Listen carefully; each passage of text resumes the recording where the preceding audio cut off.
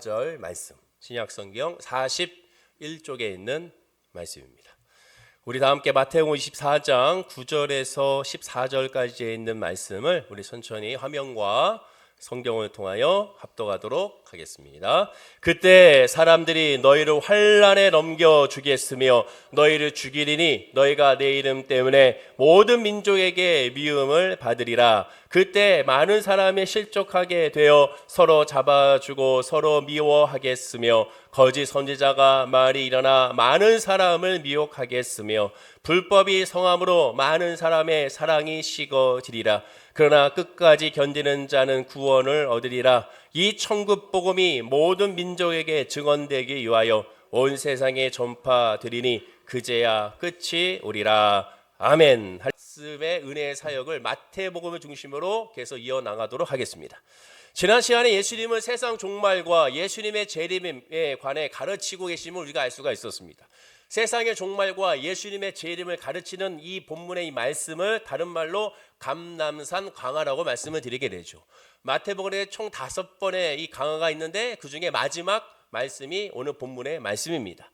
당시의 제자들이나 오늘날의 성도들, 즉 인간들의 1차적인 관심은 이런 종말에 대해서 얘기하게 되면 그 종말의 시기에 대해서 굉장히 궁금해합니다. 그때가 언제인지에 대해서 주목하고 그때에 대해서 궁금해해서 물어보고 그것을 또한 유추하게 시작을 하죠. 그러나 하나님은 하나님 믿는 자녀가 종말에 대한 두려움 때문에 하나님을 믿는 것은 바라지 않습니다. 마찬가지로 우리가 천국에 가야 되는데 지옥 가기 싫어서 우리는 예수를 믿습니다. 주님이 바라시는 것이 아닙니다. 동시에 나는 천국 가기 위하여 예수를 믿습니다. 역시 주님이 바라시는 믿음이 아닌 것이죠. 목적은 오직 하나, 하나님밖에 없어야 되는 겁니다. 주님과의 관계가 모든 것이 되어야 되는 것이죠. 그래서 예수님은 여기 있다 저기 있다 하나님 나 있는 것이 아니라 너희 마음속에 있다고 하신 것이 그런 의미가 되는 겁니다. 사람들의 관계도 마찬가지입니다. 나는 네가 돈이 있어서 나는 네가 좋아. 그럼 그 관계가 올바르지가 않죠. 나는 너를 통하여 얻을 수 있어서 난 당신을 만나. 역시 그 관계도 마찬가지입니다. 친구 사이든 연인 관계든 모든 관계에 세상적인 관계는 이익 집단이라고 하지만 온전하고 순수한 관계가 되기 위해서는 그 사람 자체, 그 사람의 향기가 좋아야 되는 것이죠. 그래야 온전할 수가 있는 겁니다. 하나님도 마찬가지입니다. 하나님께서 원하시는 사람은 하나님으로 말미암아 뭔가 받겠다는 것이 아니라 하나님 능력을 믿는 것이 아니라 하나님을 믿는 것이 온전한 신앙이라고 할 수가 있게 되는 것이죠. 예수님은 지난 시간에 이 종말의 시기에 대해서 하나님의 절대적인 주권 하에 있기 때문에 아무도 모른다고 그랬습니다. 아무도 몰라요. 그 시기에 대해서 아무도 알 수가 없고 그 시기를 확정시킬 수가 없습니다. 그 시기를 이야기한다면 다 가짜라고 할 수가 있게 되는 것이죠. 그 대신 하나님은 하나님 믿는 성도에게 하나님의 은혜를 부어주셨습니다. 예수를 믿는 순간 주의 은혜와 영광과 평안과 소망을 얻게 했습니다. 예수를 믿는 순간 어느 누구도 알 수 없는 설명할 수 없는 은혜와 평강이 예수 그리스도를 믿는 순간 성령을 통하여 임하게 되는 것이죠. 그래서 결론부터 말씀드리면 그 은혜 안에 거하는 사람은 종말에 대해서 관심을 갖지 않습니다. 하나님의 은혜 안에 있는 사람은 종말의 시기에 관심 둘 생각도 없습니다. 아예 그것에 대해서 묻지도 않습니다. 왜? 지금 은혜 안에 있기 때문에. 그러므로 성도에게는 종말이 심판이 아니라 오히려 구원의 완성이기 때문에 종말에 대해서 두려워할 필요도 없고 그 시기에 관심 둘 이유도 없는 것이죠. 자, 성경은 선언합니다. 골로새서 1장 16절이죠. 우리 한번 읽어볼까요? 자, 시작. 만물이 그에게서 창조되되 하늘과 땅에서 보이는 것들과 보이지 않는 것들과 혹은 왕권들이나 주권들이나 통치자들이나 권세들이나 만물이 다 그로 말미암고 그를 위하여 창조되었고. 잘 보십시오. 만물이 다 누구로 말미암아? 하나님으로 말미암아 창조되었고 하나님을 위하여 창조되었습니다. 하나님이 나를 위하여 이 땅을 창조하신 것이 아니에요. 하나님을 위하여 이 땅을 창조한 겁니다. 우리가 하나님 믿는 것이 나의 피를 위하여 하나님 믿는 것이 아닙니다. 예수 믿는 것이 나를 위하여 믿는 것이 아니라 하나님을 위하여 예수를 믿는 겁니다. 하나님을 위한 하나님의 은혜죠. 하나님 인간을 창조하신 것도 바로 하나님을 위한 창조가 바로 인간이지 인간을 위한 하나님의 존재가 아니라는 사실을 철저하게 깨달아야 됩니다. 이것이 바뀌는 순간 그 신앙은 하나님 중심이 아닌 인간 중심의 신앙이 되죠.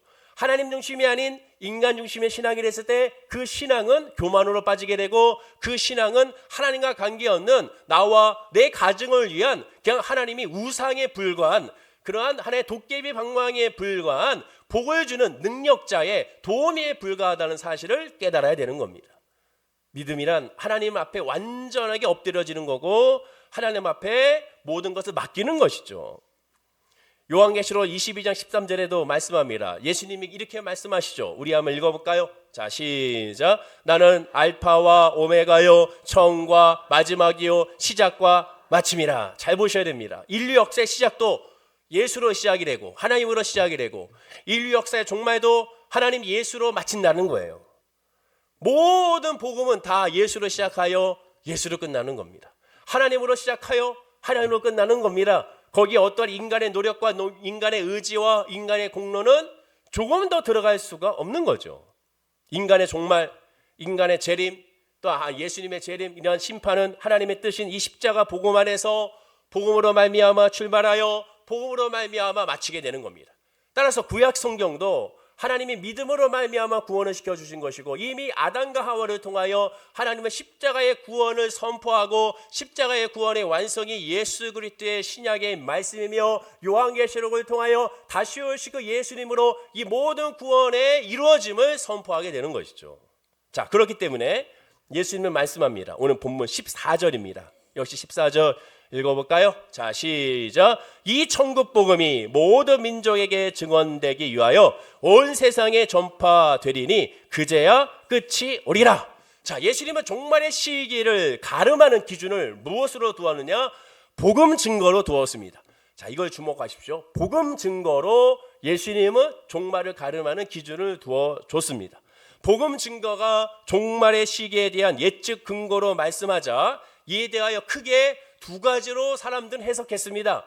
첫 번째 해석은 마지막 때 시기를 예측할 때 이 말씀을 근거로 하여 복음이 끝까지, 땅 끝까지 복음이 정파된다고 하니까 이 땅에 큰 영적인 부흥이 있을 것이라고 해석하는 거죠. 즉, 이 땅에 예수 그리스도의 복음으로 큰 영적 부흥이 일어났을 때 그때가 예수님의 마지막 때, 종말의 때라고 생각한 겁니다. 해석한 거예요. 그럼 과연 그럴까? 그런 의미일까? 그때 어떠한 일이 일어나는지 한번 보십시오. 이어지는 본문 9절입니다. 역시 읽어볼까요? 시작. 그때 사람들이 너희를 환난에 넘겨주겠으며 너희를 죽이리니 너희가 내 이름 때문에 모든 민족에게 미움을 받으리라. 성도들이 큰 핍박을 그때 받는다는 거예요. 자, 여기서 끝나는 것이 아니죠. 또한 그때는 어떤 일이 일어납니까? 이어지는 본문 10절 역시 읽어볼까요? 시작. 그때 많은 사람이 실족하게 되어 서로 잡아주고 서로 미워하겠으며, 한마디로 그때가 되면 서로 미워한다는 거예요. 자, 이어지는 그때는 어떤 일이 또 일어납니까? 본문 11절 역시 읽어보겠습니다. 시작. 거짓 선지자가 많이 일어나 많은 사람을 미혹하겠으며, 거짓 선지자가 많이 일어나 이단 사이비가 아주 그냥 많은 사람들을 미혹하게 한다는 거예요. 자, 나아가 그때는 어떤 일이 일어납니까? 본문 12절 마지막으로 읽어볼까요? 시작. 불법이 성함으로 많은 사람의 사랑이 식어지리라. 그때가 되면 불법이 성하고 사랑이 식어진다고 합니다. 자, 그럼 생각해 보세요. 그 마지막 때 영적 부흥이 일어난다 했는데, 영적 부흥이 일어나는데 이런 일이 일어난다면 그러면 그게 맞아 떨어집니까? 말이 안 되죠. 더군다나 지금 이 네 가지의 이야기를 들어보면서 마지막 때 이 네 가지 일이 일어난다는데, 생각해 보면 지금 아니겠습니까? 지금 이러한 일이 일어나고 있잖아요. 지금 이러한 역사가 나타나고 있지 않습니까? 아니죠. 지금이 아니라 이미 과거에 이런 역사가 나타났죠. 10년 전, 20년 전, 50년, 100년, 1000년, 2000년 전에도 똑같이 이런 일들이 일어났습니다. 그 얘기는 뭐예요? 앞으로도 이런 일들이 일어난다는 거예요. 가만히 마지막 때 네 가지를 살펴보면 종말의 시기가 되면 이 모든 형상들이 영적 부흥과는 정반대의 형상들이 일어나고 있습니다. 결국 마지막 때 시기를 예측할 때 이 땅에 큰 영적 부흥이 있을 거라는 해석은 말이 안 되는 거죠. 그러면 두 번째 해석, 첫째 해석과는 정반대입니다. 그 마지막 때가 되면 대환란으로 성도는 줄고 부흥은 쇠퇴될 것이라는 거예요. 본문 14절을 말합니다. 우리 14절 말씀 읽어볼까요? 화면과 함께 시작. 복음이 모든 민족에게 증언되기 위하여 온 세상에 전파되리니. 대환란이 일어나게 될 터인데, 그 대환란은 복음이 모든 전도 종족에게 복음이 전파됐을 때 이런 일들이 일어난다는 거예요. 대체적으로 1990년대까지 이러한 말세의 징조에 대한 복음에 대한 가르침이 많은 교회들에서 일어났었습니다. 많이들 들어봤을 거예요. 복음이 전파되는 그때 결국 주님이 오신다는 거죠. 마태복음 24장 15절에 그러므로 너희가 선지자 다니엘이 말한 바 멸망에 가증한 것이 거룩한 것 선거에서 보거든이라 말합니다. 멸망에 가증한 것, 즉 이 말씀을 근거로 하여 마지막 때 적그리스도가 나타나서 대환란을 일으킬 것이다. 근데 이 적그리스도를 어떠한 특정한 한 인물로 생각했었습니다. 예전에 한 인물이 아니에요. 적그리스도라는 것은 예수 그리스도를 믿지 아니하고 예수 그리스도를 믿는 자를 방해하는 그 모든 전체적인 대명사가 적그리스도입니다. 그들로 말미암아 성도들이 줄고 부흥이 쇠퇴할 것이라고 여기죠. 자, 그러면 이러한 상황은 마지막 때에만 볼 수 있는 것인가? 아니죠. 또 강조하지만 지금도 여전히 이러한 일들이 일어나고 있습니다. 지금도 여전히 핍박을 당하고 있습니다. 지금도 여전히 많은 사람들이 죽고 있어요. 지금 우리나라는 아니지만 다른 나라 미 정도 종족에는 역시 이러한 핍박과 아픔과 상처가 일어나고 있습니다.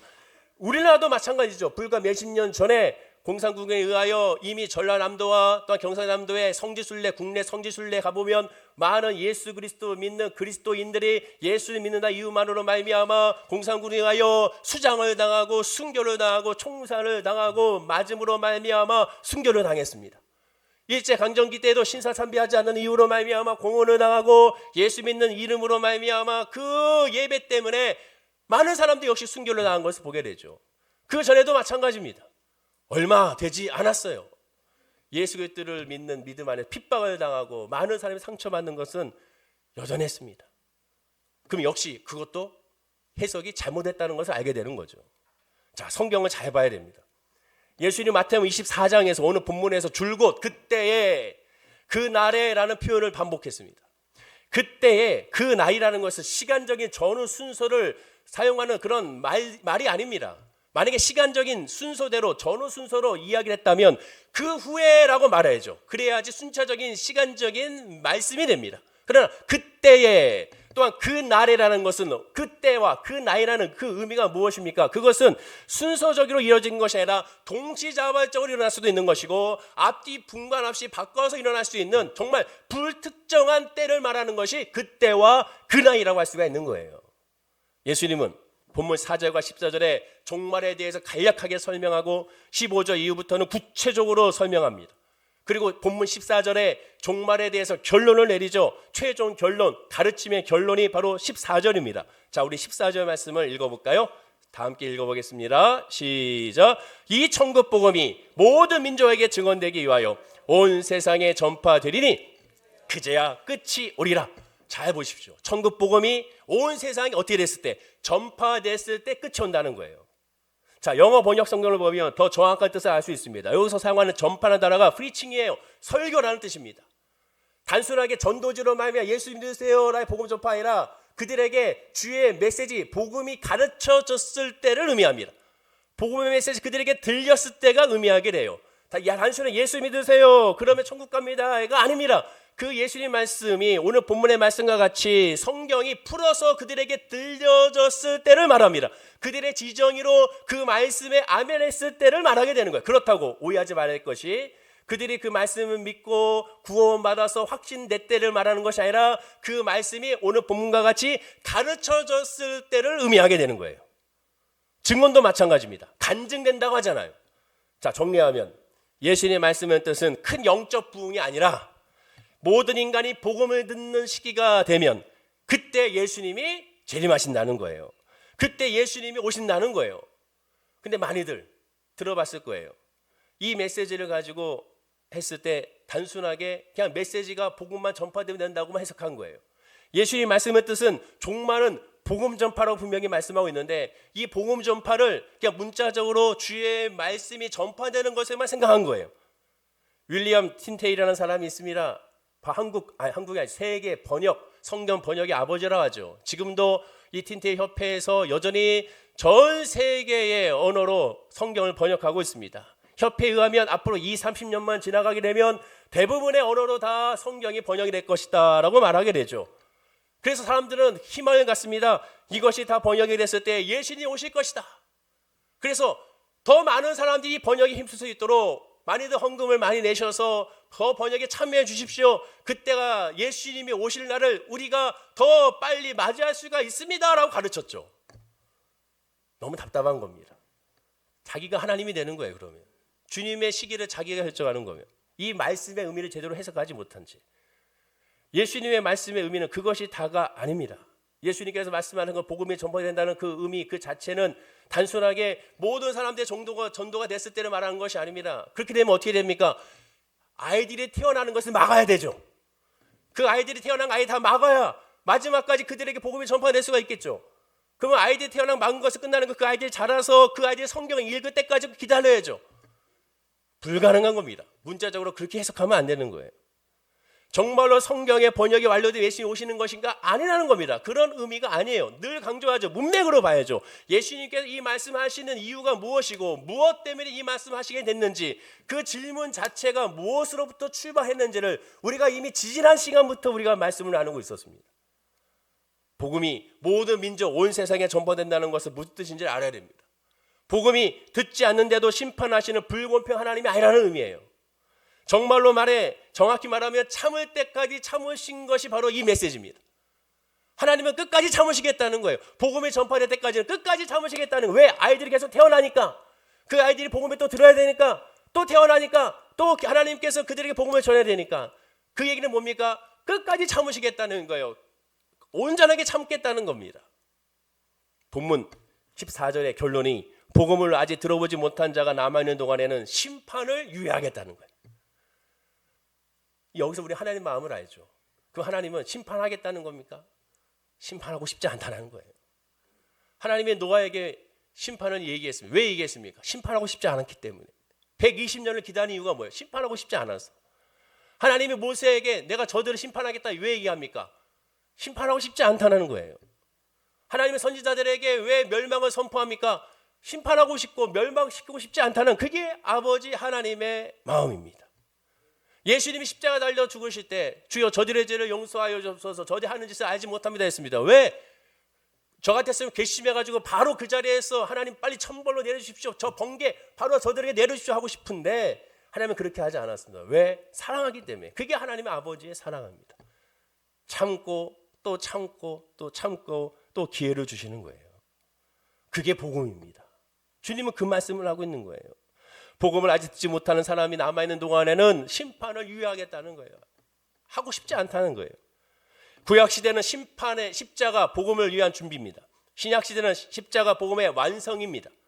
그러나 하나님의 구원이 완성하는 데 비해서 불행하게도 인간은 계속 악해지고 있지 않습니까? 본문 10절에 그때를 보십시오. 어떤 때가 일어나는지. 자, 10절에 자, 화면 읽어볼까요? 시작. 서로 잡아주고 서로 미워하겠으며. 여기서 잡아준다는 건 서로 유료해 준다는 것이 아니라 헬라어로 파라디돔이라는 단어입니다. 포기하라는 뜻도 있지만 여기서는 배신하다, 배반하라는 뜻이 있어요. 그러면 이 서로가 누굽니까? 공동체. 예수 믿는 사람들끼리의 배반을 말합니다. 이 배반은 크게 두 가지 의미가 있죠. 첫 번째 의미는 예수 믿는다고 고발하는 의미가 있고 또한 두 번째 의미는 이단 사설로 말미암아 빠져들어서 예수 잘 믿는 하나님 중심에 있는 사람을 이단으로 그냥 가게 만드는 하나님 앞에 배반하게 만드는 그 의미가 있는 것을 보게 되는 것이죠.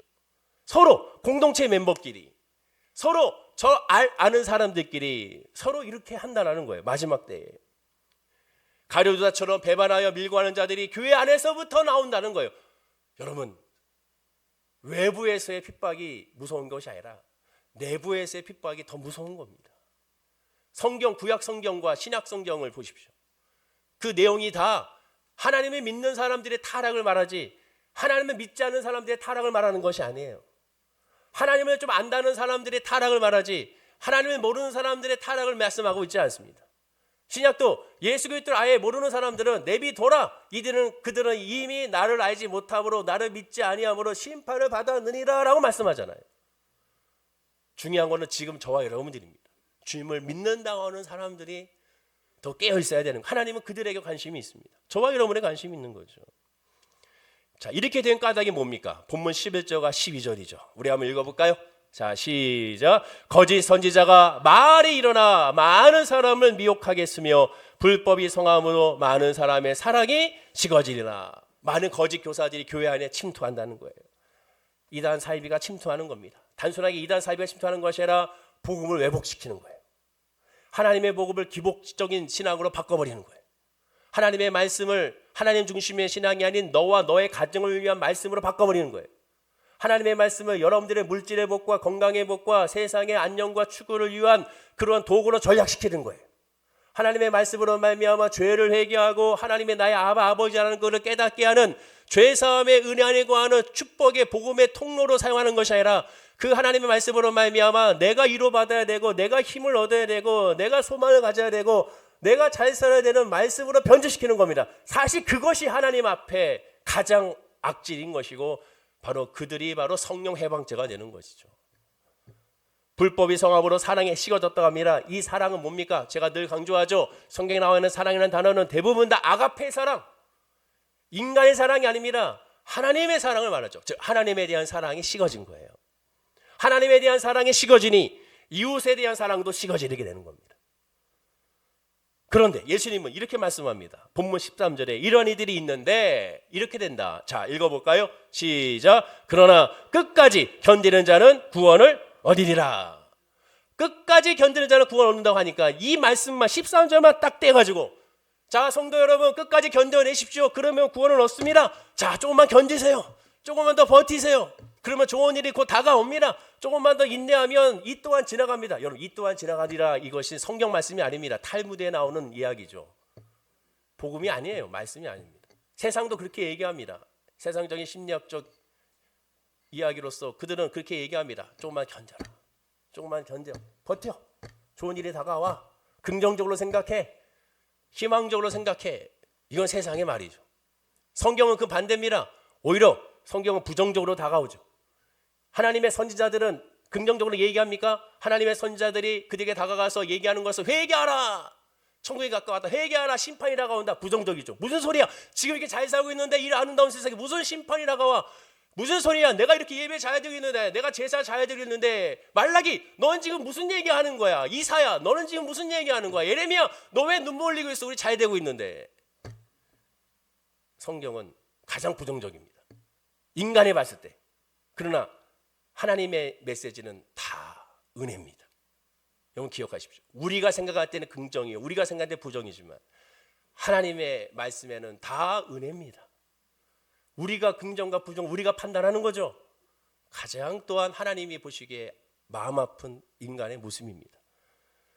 끝까지 견딘 자는 구원을 얻는다? 아닙니다. 이게 그 말씀 아니에요. 끝까지 견디십시오. 그렇게 되면 어떻게 됩니까? 심판의 근거로 복음을 구원의 근거로 끝까지 견디는 인내를 말하고 있으니 그럼 어떻게 됩니까? 끝까지 참기만 하면 구원을 준다는 그런 내용이 되죠. 그러면 인간의 노력과 수고가 구원의 열매가 되는 거예요. 하나님의 구원은요 우리가 버티는 게 아닙니다. 우리가 인내가 아니에요. 우리는 할 수 없어요. 예수님이 늘 강조하잖아요. 복음 안에 있는 사람은 자기를 부인합니다. 복음 안에 있으면 자기의 능력, 자기의 자격, 자기의 모든 것들을 다 주님 앞에 배설물로 여길 수밖에 없습니다. 그 모든 것이 헛되쓴다는 것을 깨닫기 때문에 그렇습니다. 그걸 어떻게 자랑합니까? 자랑치 못할 거예요라 우리가 찬양 부르죠. 자랑치 못합니다. 자랑할 수도 없어요. 부끄러워서. 하나님의 말씀이 임하면, 성령이 임하면. 그게 뭡니까? 끝까지 버틴 자 구원을 얻으리라. 이 말씀이 뭡니까? 문명을 보라고 그랬잖아요. 하나님의 은혜가 임하면 버텨지게 되는 거예요. 하나님의 말씀이 임하면 인내하게 되는 거예요. 하나님의 말씀이 오고 성령의 은혜가 내미면 기뻐하게 되고 감사하게 되고 찬양하게 되고 예배드리게 되고 봉사하게 되고 헌신하게 되고 예물드리게 되고 하나님 중심으로 말미암아 이 주일 예배에도 명절이지만 주님 앞에 나와 먼저 예배하겠다는 그런 믿음으로 말미암아 그 발걸음이 세상 가운데 흘러가는 것이 아니라 하나님 앞에 오게 되는 거예요. 그것을 어떻게 설명합니까? 인간의 언어로 설명할 수 없어요.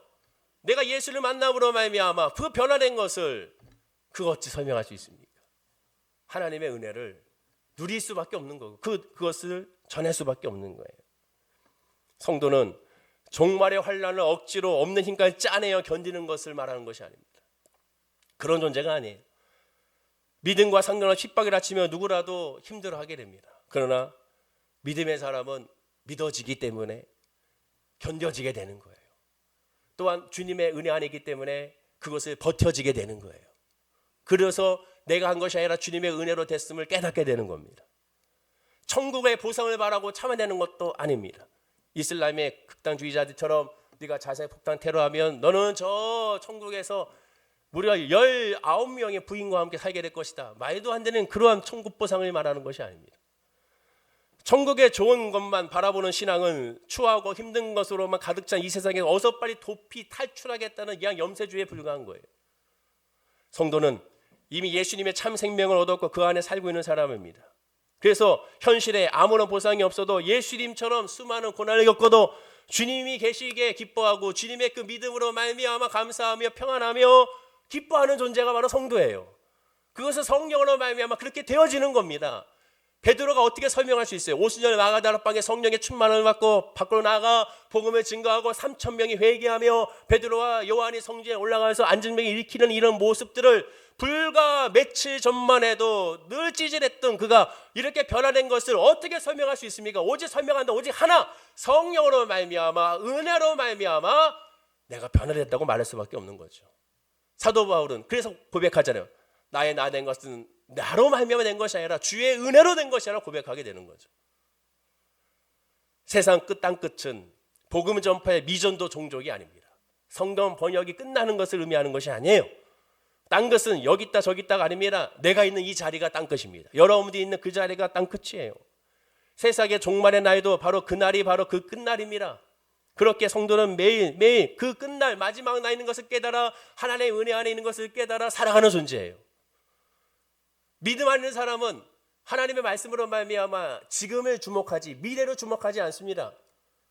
아, 내가 예수를 믿었으니까 난 다음 주에 행복할 거야. 그건 주님의 은혜 안에 관한 사람이 아닙니다. 내가 지금 예수를 믿으면 다음 주에 행복한 것이 아니라 지금 행복해집니다. 다음 주에 응답이 될 거가 아니라 지금 응답을 받아서 기뻐하게 되고 하나님께 감사하게 되고 하나님을 찬양하게 되는 거예요. 6개월도 1년 뒤가 아닙니다. 아, 내년 내가 잘 될 거야가 아닙니다. 지금 잘 되는 거예요. 지금 하나님의 은혜 안에 있기 때문에 그렇습니다. 그게 바로 기독교의 신앙입니다. 과거의 신앙도 아니요, 미래의 신앙도 아니요. 기독교의 신앙은 예수 그리스도의 십자가의 보혈의 능력은 지금이라는 거예요. 지금 호흡하고 있는 자마다 여호와를 찬양할지어다. 호흡하는 건 지금이잖아요.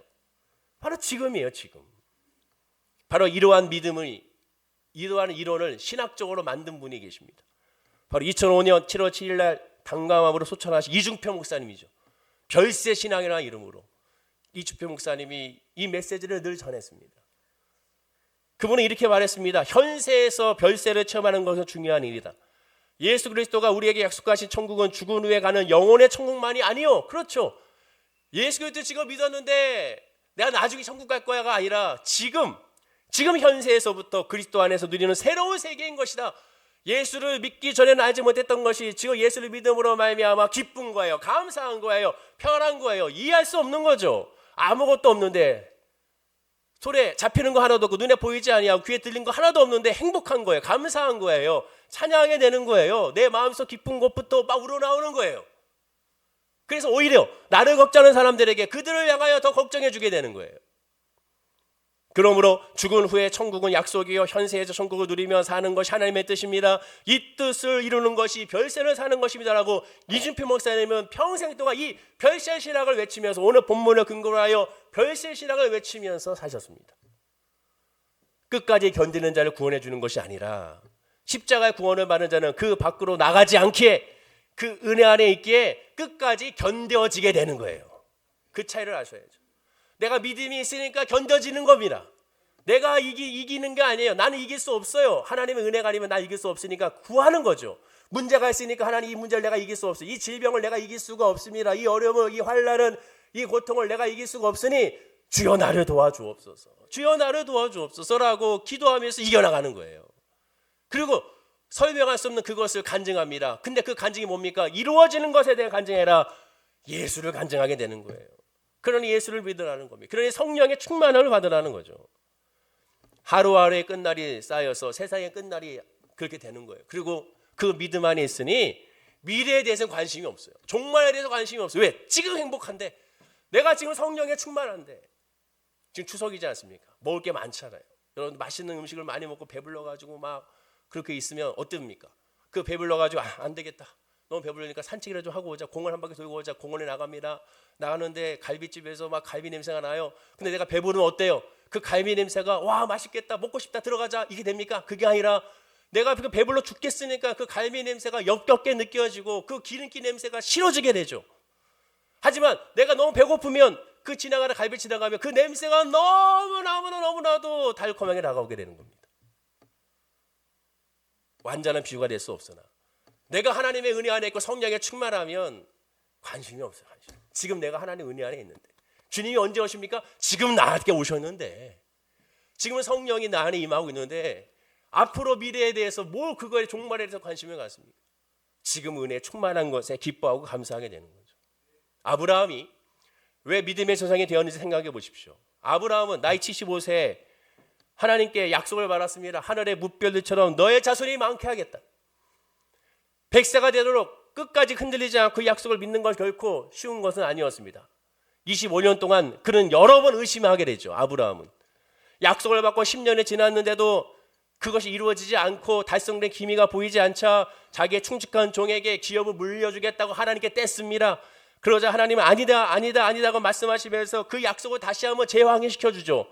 그리고 그 약속을 받은 이 아브라함은 창세기 15장 6절에 이렇게 말합니다. 우리 한번 읽어볼까요? 자, 시작. 아브라함이 여호와를 믿으니 여호와께서 이를 그의 의로 여기시고. 자, 성경을 잘 봐야죠. 말씀을 잘 보십시오. 아브라함이 여호와의 약속을 믿은 것이 아닙니다. 여호와를 믿은 거, 하나님을 믿은 거예요. 믿음이란 하나님의 약속을 믿는 믿음이 아닙니다. 하나님 그 자체를 믿는 게 믿음이에요. 예수님께서 안타까운 게 뭡니까? 마태, 마가, 누가, 요한을 통하여 제자들이 안타까운 것이 뭡니까? 많은 사람들은 예수님의 약속을 믿었습니다. 예수님의 행위를 믿었어요. 예수님의 주시는 것을 믿었고요. 예수님의 치료를 믿었습니다. 예수님 그 자체를 믿는 게 아니에요. 그러니까 그 모든 것들이 사라지니까 다 떠나갔지 않습니까? 그러자 예수님이 말하잖아요. 너희도 가려느냐? 너희도 가려느냐? 아브라함은 여호와의 약속을 믿은 것이 아닙니다. 네, 내가 하나님의 약속을 믿겠습니다. 여러분, 약속을 믿는 사람은 그 약속 때문에 그 신앙이 무너집니다. 지금까지 아브라함은 하나님의 약속을 믿었어요. 아들을 주겠다. 그러니까 아들을 주겠다만 믿으니까 왜 아들이 안 주지? 왜 아들이 빨리 안 주시지? 내 아내 사라가 경수가 끊어지고 있는데 왜 아들을 주지 않지? 그러니까 조급해지니까 자기의 뜻과 자기의 판단으로 말미암아 종을 통하여 이삭이 아닌 이스마엘을 낳지 않습니까? 그로 말미암아 큰 문제가 발생하잖아요. 여러분, 약속의 말씀 믿는 것이 아니라 그 말씀을 주신 분을 믿어야죠. 그게 믿음이에요. 그게 성령 충만이에요. 제가 더더욱 얘기하지만 제발 성경 구절을 구절구절로만 보시지 마십시오. 전체로 보세요. 문맥으로 봐야 됩니다. 암송할 때도 대부분이면 정체로 암송을 하셔야죠. 한 장 전체로 하셔야지 구절구절 하지 마십시오. 왜냐? 그 안에 있는 하나님의 뜻을 깨닫지 못하기 때문에 그래요. 아브라함은 여호와 하나님을 믿었습니다. 그 하나님을 믿었기 때문에 힘을 얻을 수가 있었던 거예요. 그리고 그 하나님을 믿기까지 아브라함에게 여러 가지 많은 어려움들이 있었습니다. 생생한 체험이 있었죠. 갈대아 우르에서 갈 바를 모르고 불려 나온 사건이 있었고, 하란에서 자기 아버지 데라가 죽은 사건이 있었고, 기근을 피하 애곡으로 피신하여 아내를 팔아먹은 사건이 있었고, 가나안 정도 뜻간의 정쟁에서 조카 롯을 구출해낸 사건이 있었고, 그를 통하여 하나님이 어떤 분인지를 깨닫기 시작한 겁니다. 그 하나님이 어떤 분인지 깨닫게 되자 모리아산에서 내 아들 이삭을 바치라는 말에 한마디의 대꾸도 하지 아니하고 정말로 올라가서 아들 이삭을 잡아 죽이려고 하지 않았습니까? 왜? 하나님의 약속을 믿은 것이 아니라 하나님을 믿었기 때문에 그래요.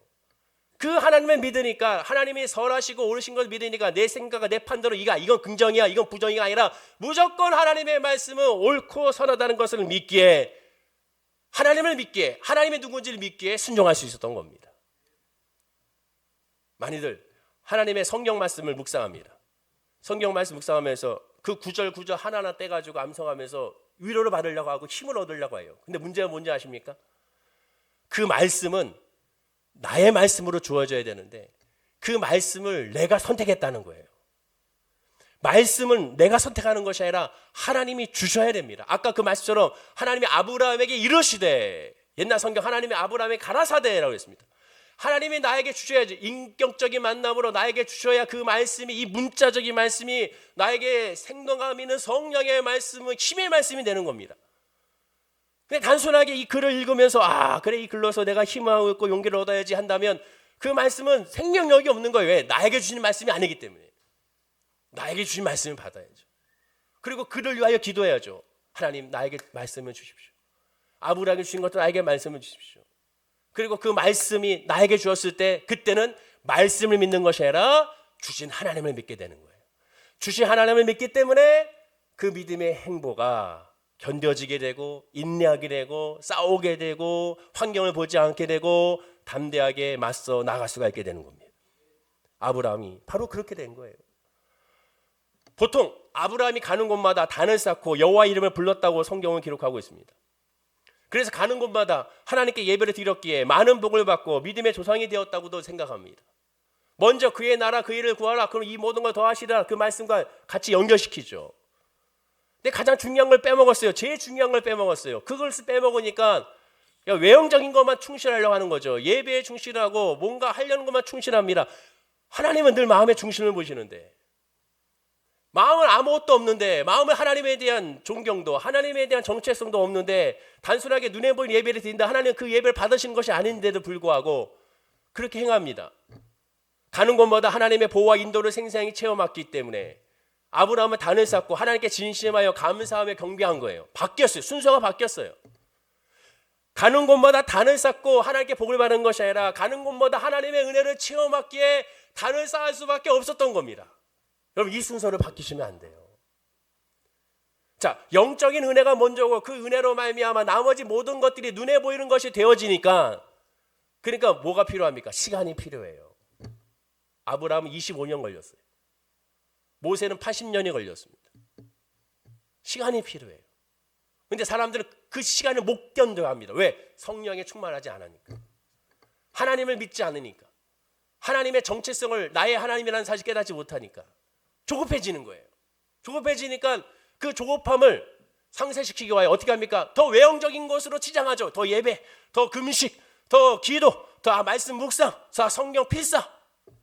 그것을 통하여 하나님을 만나고 하나님을 깨닫는 것의 목적이 되어야 되는데, 단지 그걸로 통하여 뭔가 이것을 이루겠다는 것에만 집중하니까 그 믿음의 방향이 하나님이 아닌 시르기에 이스라엘 백성들처럼 나와 내 가정이 죽으리니 라고 말하며 불순종하게 되는 겁니다. 아브라함의 믿음의 본질은 여호와 하나님에 대해서 이제 의심하지 않게 됐다는 거예요. 그게 의가 되는 겁니다. 그게 하나님의 의예요. 하나님 하시는 것은 의심하지 않는 겁니다. 하나님이 내 가정을 향한 하나님의 뜻에 의심하지 않는 거예요. 우리 자녀를 향한 하나님의 역사를 의심하지 않는 거예요. 우리 교회를 향한 하나님의 뜻에 의심하지 않는 거예요. 이 나라, 이 민족을 위한 하나님의 뜻에 의심하지 않는 거예요. 우리가 왜 하나님을 걱정합니까? 하나님 우리를 걱정하시죠. 착각하면 안 됩니다. 예수님 십자가에서 매달 십자가를 들고 올라갈 때 많은 여인들이 옆에서 울었잖아요. 그때 아주 충격적인 메시지를 하시지 않습니까? 나를 위하여 울지 말고 너와 내 자녀를 위하여 울라. 한마디로 쓸데없는 걱정하지 말고 너나 걱정해.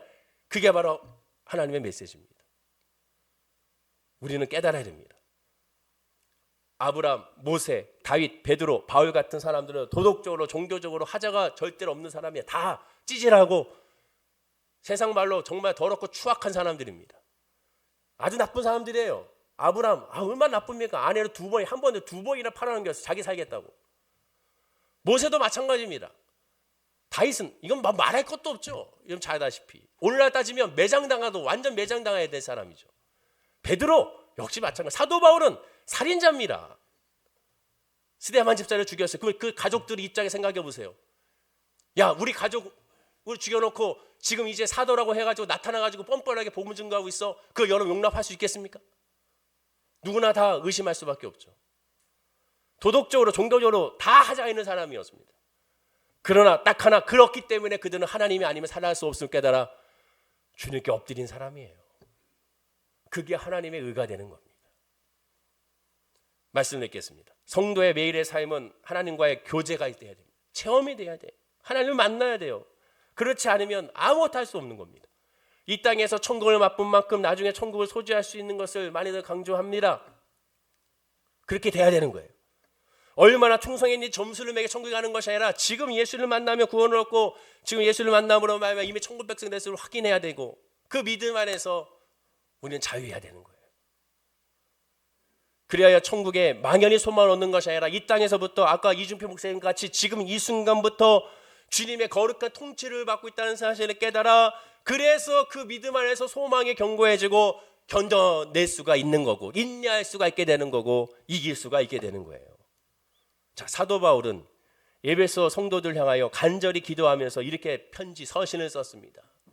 에베소 3장 17절과 19절에 마지막으로 한번 읽어볼까요? 자, 뭐라고 하는지 한번 읽어보겠습니다. 시작. 믿음으로 말미암아 그리스도께서 너희 마음에 계시게 하시옵고 너희가 사랑 가운데서 뿌리가 박히고 터가 굳어져서 능히 모든 성도와 함께 지식에 넘치는 그리스도의 사랑을 알고 그 넓이와 길이와 높이와 깊이가 어떠함을 깨달아 하나님의 모든 충만하신 것으로 너희에게 충만하게 하시기를 구하노라. 보십시오. 믿음으로 말미암아 먼저 믿음이 있어야지. 그리스도께 너의 마음에 계시게 하옵고 먼저 우리 안에 계셔야지.